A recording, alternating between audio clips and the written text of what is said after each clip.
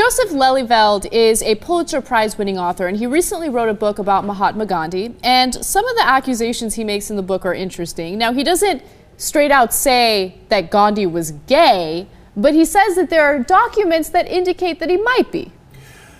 Interesting. Now, this is a very touchy subject, obviously, for a lot of people, and I have no idea whether this is true or untrue, but we're going to give you the facts as we know them, okay? And then you make your own decisions, but it's fascinating.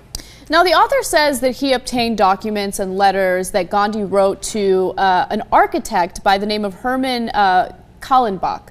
And according to those letters, he wrote things like this: "Your portrait, the only one, stands on my mantelpiece in my bedroom. The mantelpiece is opposite to the bed."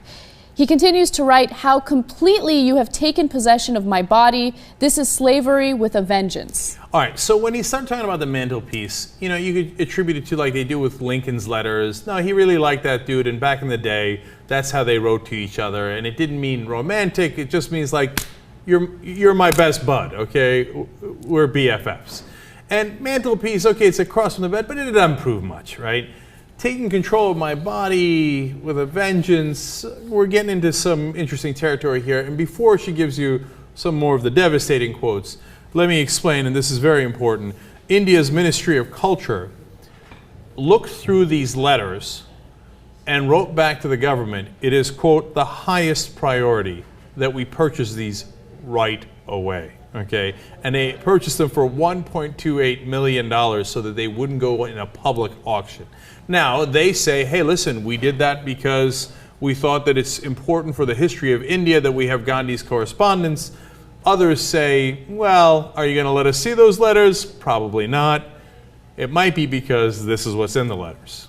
It also talks about how Gandhi had cotton wool and Vaseline next to his bed, and also that it was a constant reminder of Kallenbach. Now, why would that be a constant reminder of Kallenbach? But again, it's still supposition, and maybe they used Vaseline, etc., in different ways back in the day. Who knows? It gets a little bit more detailed. They nicknamed themselves Upper House, and Kallenbach was known as the Lower House. Okay, now he said he made the lower house promise not to look lustfully upon any woman, and then the two then pledged to each other more love and yet more love, such love as they hope the world has not yet seen. Okay, well, again, it's to your interpretation, and maybe they just really liked each other as friends, and it was expressed in a different way back then.